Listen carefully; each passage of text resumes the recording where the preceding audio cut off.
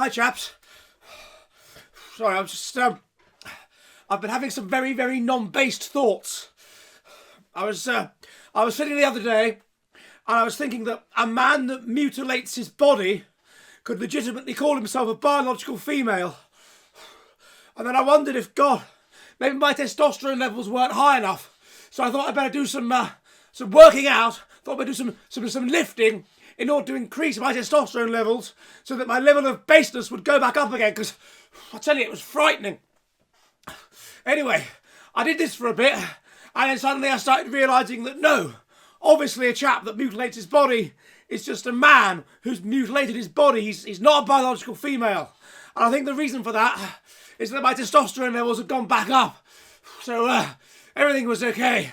Alright, I'm gonna stop lifting now. I think I've done enough lifting for today. So hi. So welcome, hello, and welcome to this edition of the Jolly Heretic. Now today I'd like to talk about the rather important issue of the influence of testosterone on how instinctive we are. The influence of testosterone, in a sense, on how based we are. Raw Egg Nationalist, you may be familiar with him.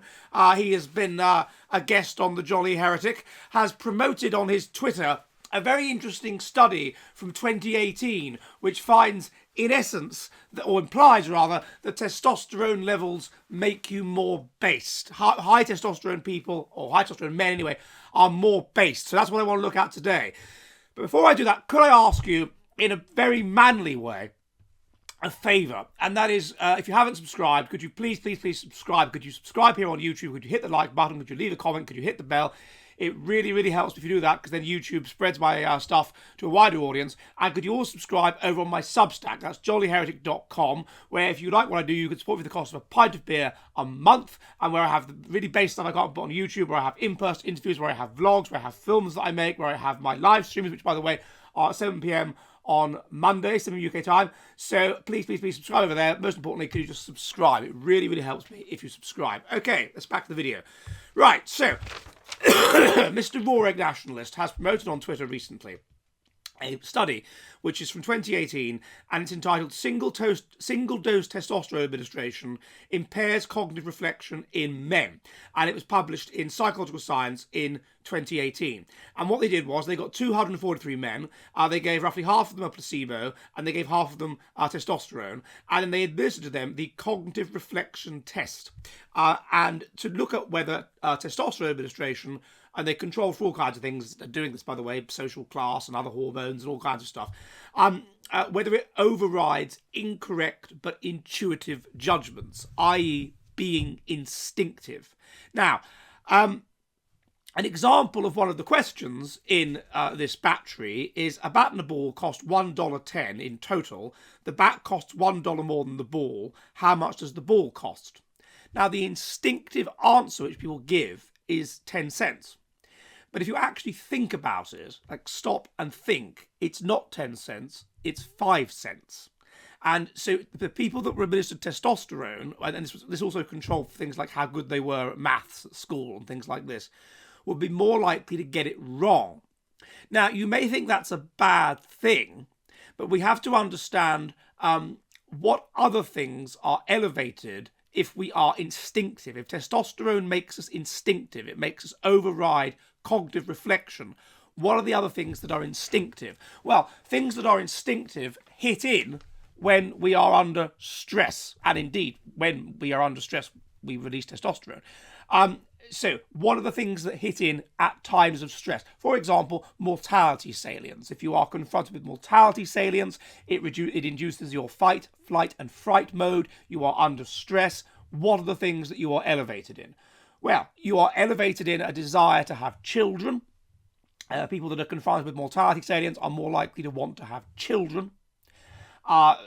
Presumably because they feel that they're surrounded by the possibility of death, and therefore they better pass on their genes, but also just because it's an instinct to want to have children, and so this is elevated at times of stress, including times of mortality. They become more ethnocentric, i.e. positively and particularly negatively ethnocentric, more desirous to fight off the invader, more of an understanding that they are an in-group, an ethnic in-group, a biological in-group, and that is the out-group, and it must be fought off. they become in general more right wing, more conservative, essentially in their views. They become more religious. They become more inclined to feel that there is a God, and the God is guiding them, and the God gives life eternal meaning, and everything's going to be okay. So these are our instincts. Now, and therefore administering testosterone to people would elevate these instincts. It would make people more instinctive, and what instinctive basically is more based.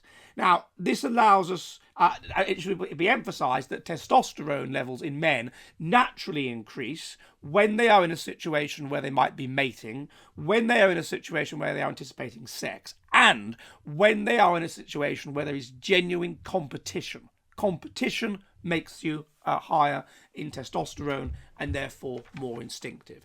Now, what does all this mean? Well, we know, and there are many studies on this, that over the past 3 or 4 generations, the testosterone levels in Western males have declined. There are significant reduction by about 50%. There is a significant reduction in testosterone levels among Western males. Now, why might this be the case?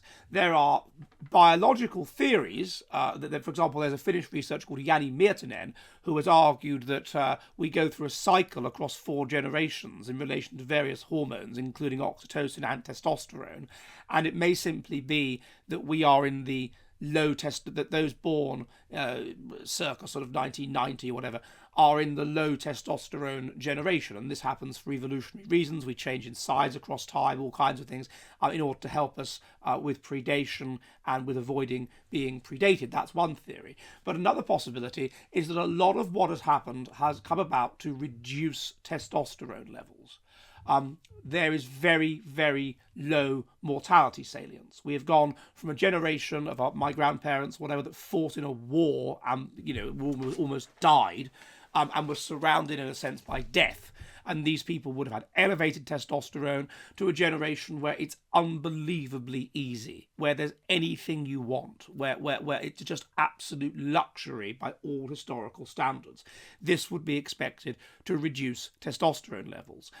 Secondly, if you look at the way that people are now schooled, every competition is taken away in case people feel upset about losing in the competition.